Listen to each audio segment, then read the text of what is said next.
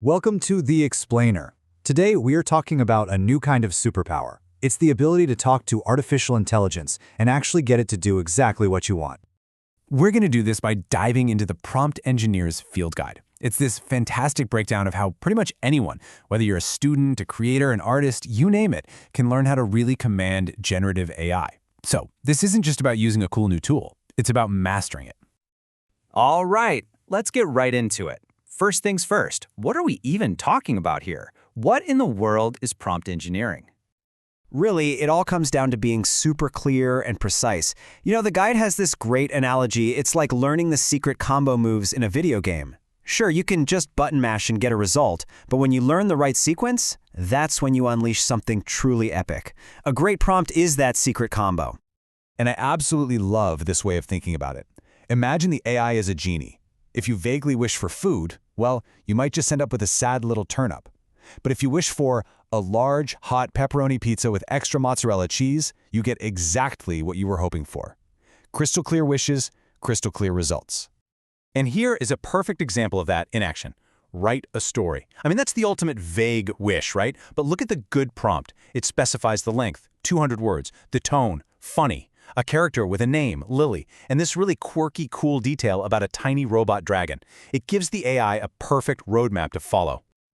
So, the big question is, how do we actually build these powerful prompts? Well, it's not some kind of dark art or random guesswork. There's a real structure to it. So, let's open up the toolkit.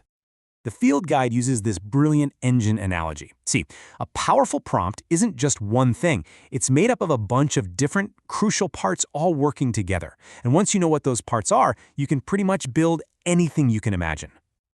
So here they are, the 4 core ingredients. You've got the goal, your main command, like summarize. Then you give it backstory, some context, like I'm a 13-year-old science student. Next, the mission details, the actual article you wanted to summarize. And finally, the output format, like put it in a bulleted list. You literally become the architect of the answer. The guide calls these spells, which is pretty cool, and they give you incredible control. You can assign it a persona, tell it to act like an expert pirate. You can provide it with examples to copy. You can use delimiters, like triple quotes or hashtags, to basically fence off different parts of your prompt so the AI doesn't get confused. Or you can take a huge task like plan my entire vacation and just break it down into smaller, more manageable quests. Okay, so once you've got those basics down, we can move into the really fascinating stuff. This is where we go from just getting answers to actually making the AI a better thinker. And that's a fantastic question, isn't it? Because sometimes you don't just want a simple fact or a quick story. You need the AI to actually reason through a complex problem, maybe a logic puzzle or some math.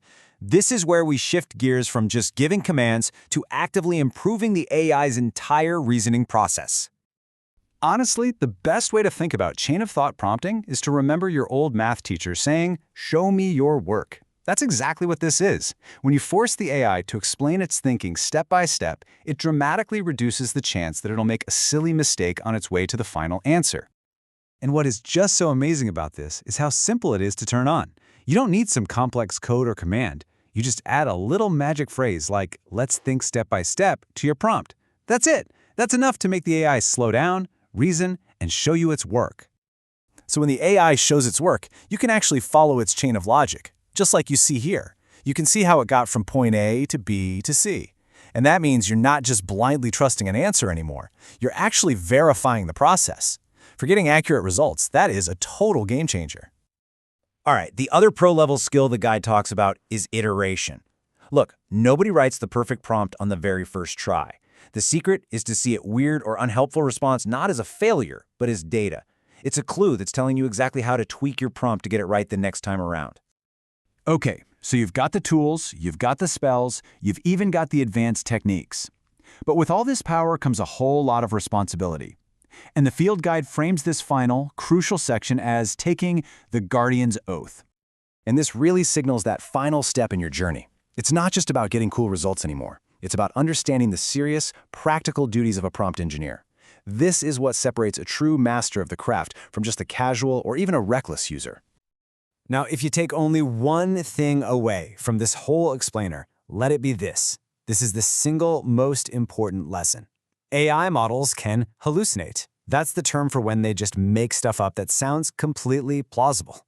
They'll invent facts, quotes, sources, anything. Your job as a guardian is to be the fact checker. Never trust, always verify. And here is your practical guide for doing just that. This checklist from the book is something every single person who uses AI should have handy.